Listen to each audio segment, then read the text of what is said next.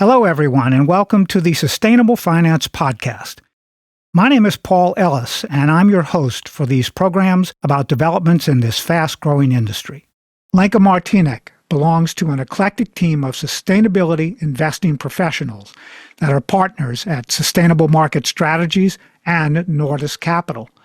She's a portfolio manager in partnership with an economist from the International Monetary Fund, an environmental engineer, and a former CIO of a global asset management firm.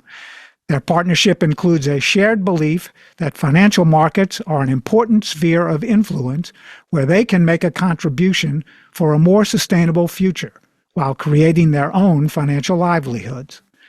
They launched their firm from scratch, which has been exhilarating and exhausting, and are still very much a startup operation where all the partners wear multiple hats and the firm takes an active management approach to investing in sustainable market risks. Hello, Lenka, and welcome to the Sustainable Finance Podcast.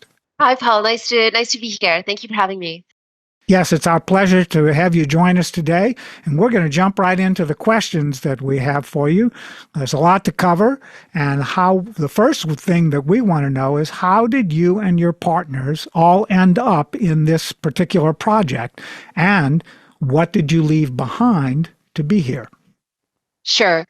So Sustainable Market Strategies, we refer to ourselves as SMS, was the first business that we created. It's still in operation. We're still going strong. It was started in 2018 by two of my current partners who essentially identified a gap in the investment research landscape in terms of sustainability research that was geared to investment professionals. And specifically, when I say sustainability research, we're really talking about research at the thematic or macro level. So not so much the company or the bottom-up process, but really what are the trends, what are the themes that are going to be captured in equity markets specifically, but in financial markets more generally over the next 5 or 10 years.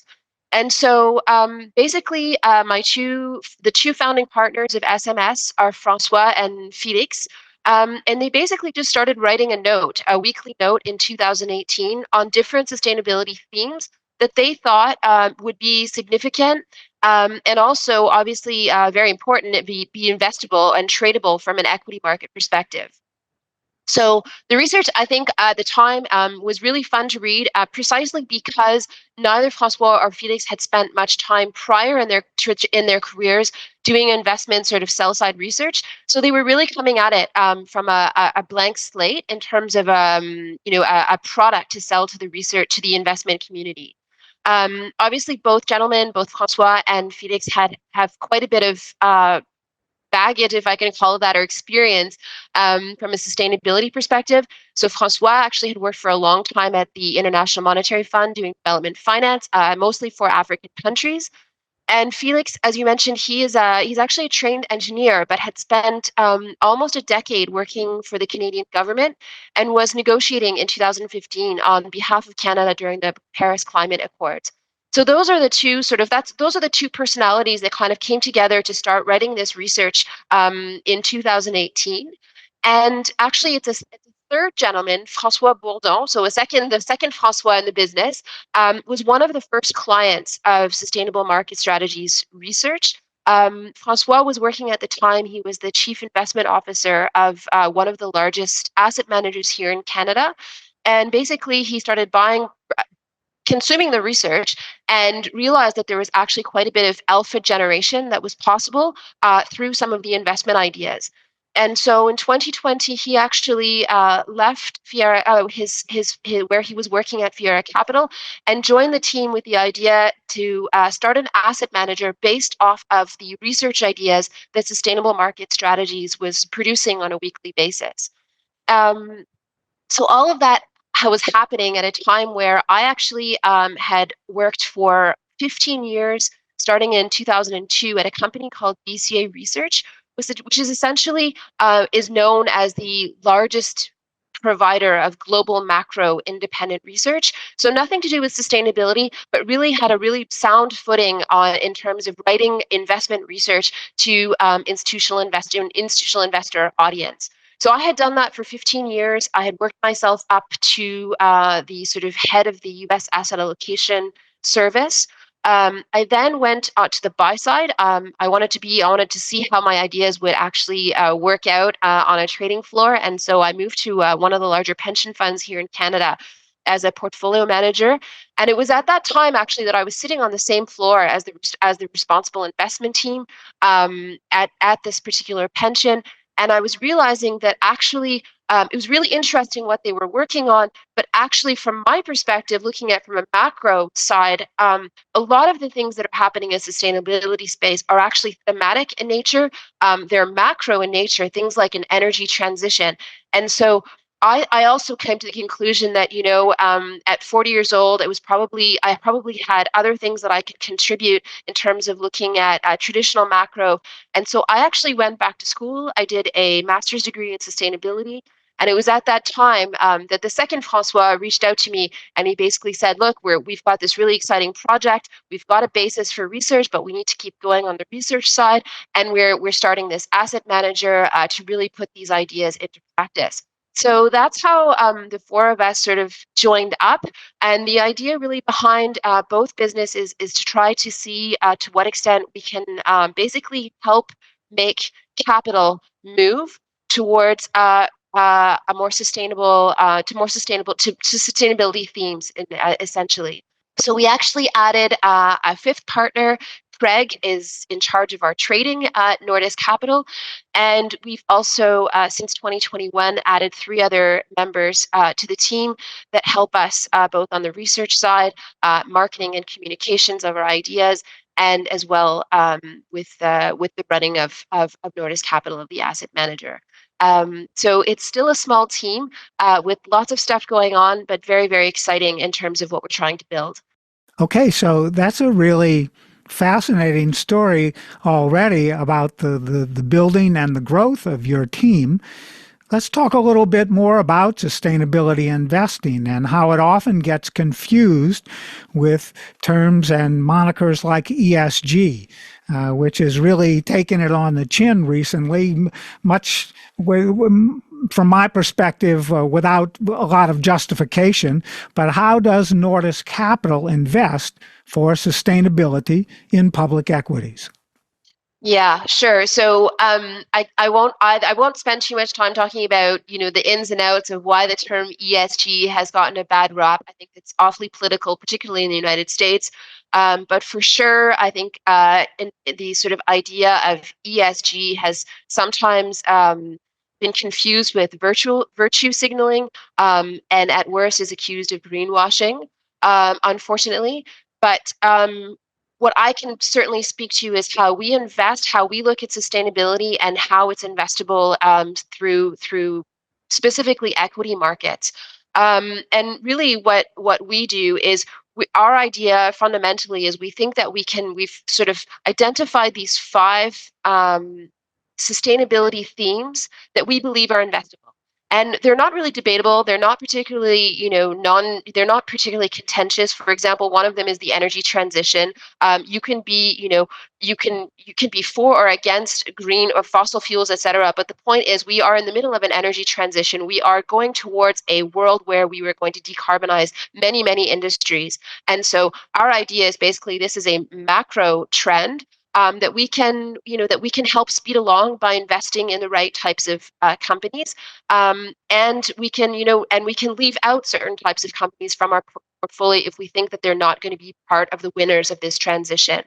And so essentially what we do is we look at companies, first of all, through these five sustainable themes. We think, okay, of the companies out there, of the 3,000 or so MSCI world companies that are out there, which ones actually are playing either in favor of our theme, so the candidates for a long position in one of those themes, and which ones are, on the short selling side, or companies that we think are going to be left behind from those themes. And so that's how we essentially build a universe of companies. And we're really looking at the products and service that these companies are offering, how they fit into the themes. And so as you can imagine, if you start from a universe of about 3,000 companies, there aren't that many. There aren't, it's not all 3,000 of those that are participating in one of those themes. We're really looking at companies that are somehow protecting natural capital, are part of the energy transition, are doing something in the social space. So we've managed to basically build a universe of about 600 companies, 400 or so on the 450 on the long side and 150 on the short side, that we feel are contributing either in a negative or a positive way to one of these themes. And then what we do is sort of, we call it a double materiality framework. I think this is becoming a sort of common term.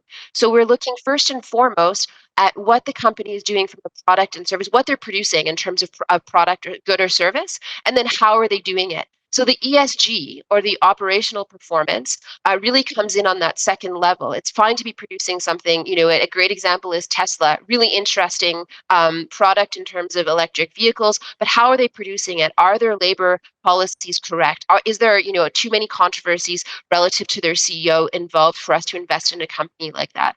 So that's our process. Basically, we're looking first and foremostly at the company, what they're producing, and then how they're doing it. And we're building this universe of companies that we want to select based on these macro trends, sustainability trends. Okay, so as you said, there's probably a smaller number of companies that you're actively engaging in investing on the long side, and there are a larger group of companies that are companies that you may be taking short positions in, but because of some of the issues that they are dealing with on when it comes to sustainability management, et cetera. Exactly. So far, share with us what the most challenging aspects of running sustainable market strategies and Nordis Capital that you have encountered in building portfolios this way. Sure. So in your introduction, Paul, you used the words exhilarating and exhausting, and I would absolutely agree with that. So when I joined in 2021, there was already a very, I would say, pretty good base of research. The co-founders had been writing these weekly notes for a couple of years already, and so there was some good ideas in there, but there was no for Nordis Capital, for example, we really didn't have an investment process. Like, we don't really have any solid competitors in our space. There's lots of people that are doing ESG integration in terms of asset managers and things like this, but that really are taking long and short positions in companies based on sustainable sort of macro themes. There aren't too many that are like us. So we basically had to build everything, our processes, our investment framework, all of these things from the ground up. So that I would not say it's so much a challenge. That's been really the fun part, like building new things. But what makes it a little bit more difficult is, of course, because we're original, we don't necessarily fit into a box. It's not easy to say, to go to a potential investor and say, yeah, we're global macro, or we're, XYZ type of style. We're really trying to do this intersection between the macro themes. So obviously, we're very much attuned to the macroeconomic, the business cycle when we're investing, and this finding companies that are sustainable at heart. And so when we do that, there's a lot of education, I would say, in order to get new clients on board. Because when you're doing something different, it takes a lot more, I would say, education around that. So that's, I think, probably the challenge as any startup as an asset manager. Raising capital is the big challenge, especially when we're doing something that's fairly novel. Okay. So now, what unique aspects of the SMS Nordis Capital partnership attract sustainability-focused investors to work with you? Sure. So I'm going to use two other words. We had exhilarating and exhausting. Exactly. I think when we're getting, when we're hearing back what people say about our businesses and sort of the team that we've built so far, the two words that keep coming back are pragmatic and authentic.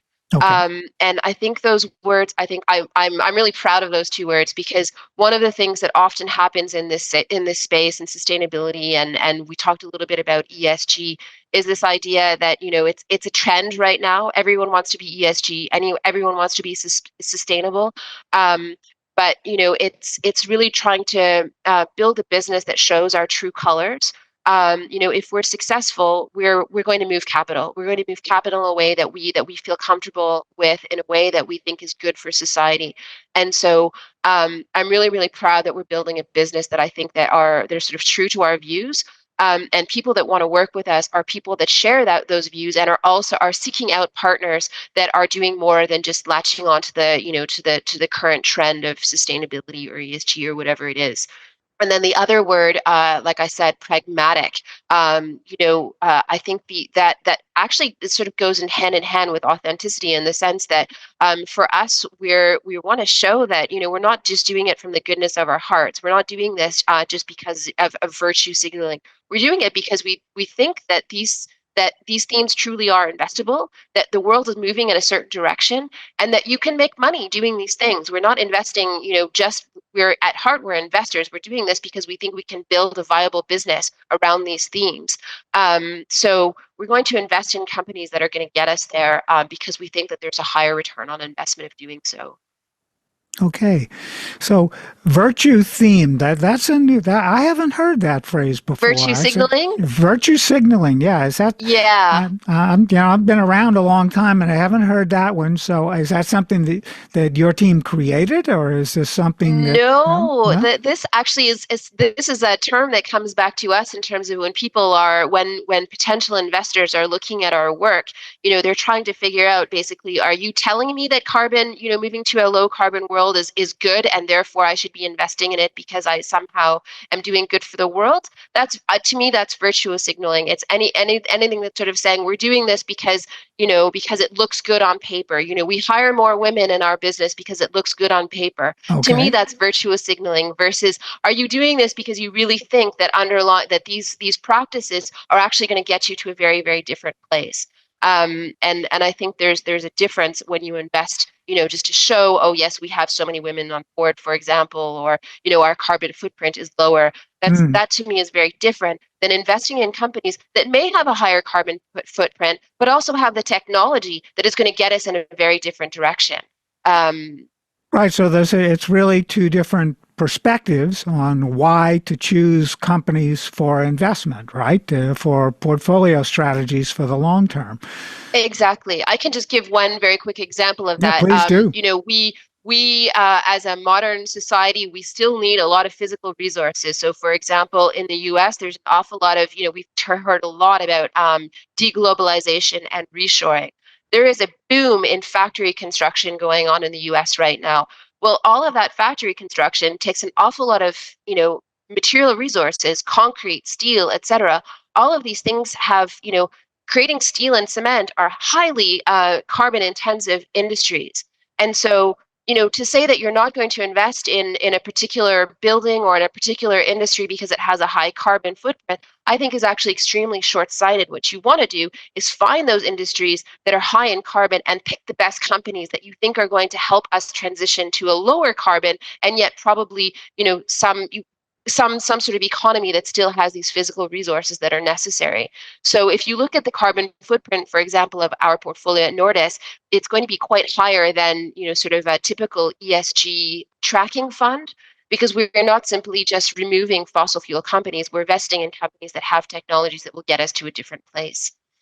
Yes, the idea that, and I think this approach to portfolio strategy, sustainable portfolio strategies, is fairly common in the European markets as well. In other words, don't just invest in the companies that are the purest of the pure at the moment. Also invest in the companies that have a lot of potential and are actively moving in the direction of sustainability, because they may be trading at lower multiples today and have the potential to have higher rates of return over the long run. So I think that's a very interesting way to approach this, and actually it's the way that I take to try to work with portfolio strategies. So tell me, Lenka, what will you and your partners have accomplished if you and your team succeed in building the SMS Nordis Capital firm that you envision, and what will that firm look like at that point in time? Sure. So for an asset manager, I think the easiest measure of success is just the number of the assets under management. So the size, basically the number of dollars that you run. And so for us, the bigger, as I stated earlier on, our sort of overall mission is to be able to say that we can help move capital in a more sustainable direction. And so if we're able to do that by having a much larger AUM, well, then that's a very easy indicator of our success. With sustainable market strategies, it's the same thing. It's a lot more obviously on the education side, or the number of readers that we have, the number of people that are taking decisions based on the sustainability ideas that we're publishing, I think for us is an indicator of success. How do we get there? Again, it's this idea that if you want to make a difference, if you want to do something differently in this space, I really think it means taking active management risk. And so for us, it's going to be about showing that we can have good returns, good investment returns, really in any sort of macro climate with our portfolio that says, okay, we can pick good companies that are good for the right reasons, and we can have good returns through an entire business cycle as well. So I think, as I said, assets under management and readership are the indicators. And how do we get there? We get there by showing that we can have good returns in all macroeconomic environments. Great. Well, we at the Sustainable Finance Podcast want to support your objectives for getting there that way, because we love to be ahead of the curve. We love to talk to people and companies that are doing things in ways that we believe in and are making things happen across the economic spectrum, and then get quoted in other publications, 2 years down the road. I love going back and saying, yes, we got there first. So Fantastic. So our last question for you today is, what part of this partnership firm that you're in are you most focused on creating in 2024? Yeah, so I think as I mentioned, we've been writing these notes for a long time. So I think that in a relatively long time, I should say. But I think our basis, our research base is very, very solid. As an asset manager, in order to sort of get the bigger clients, we need to be able to have a really strong track record in terms of investment performance. And so, there's certain climates that have been easier for particular themes than others. Obviously, the U.S. Inflation Reduction Act in the U.S. was a really, really helpful tailwind as an investor in certain themes. In 2024, we are still 100% focused on making sure that we can deliver great return to our clients, to be able to show that we can invest in sustainability sort of on an all-weather sort of concept, so through any business cycle, through any environment. And so 2024, I think, is going to be a really interesting macro climate. With the US elections, we could have some fairly major policy changes. And so just being really on the top of our portfolio is first and foremostly what we need to do, I think, to create the track record to have a really interesting long business. Okay, great. Well, Lenka, where online can followers of the Sustainable Finance Podcast go to learn more about your partnership, and how can they get in touch with you regarding questions they have about what we've discussed in today's episode? So if you want to check out our research, the first place to go is sustainablemarketstrategies.com. You can most certainly sign up for a free 8-week trial to take a look at what we're writing about. So again, sustainablemarketstrategies.com. And you can also find us on nordiscapital.com in terms of our asset manager.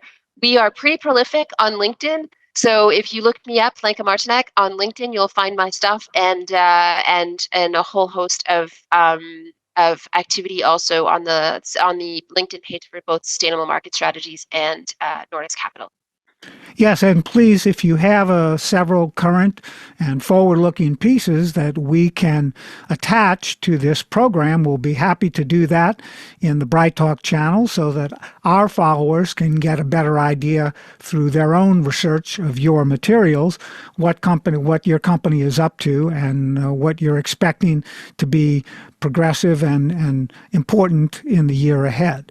So thanks very much, Lenka Martinek, and all the partners partners at SMS Nordis Capital for sharing your story with us today. And I invite our followers for the Sustainable Finance Podcast to join us again next week for another episode. I'm Paul Ellis, and this is the Sustainable Finance Podcast.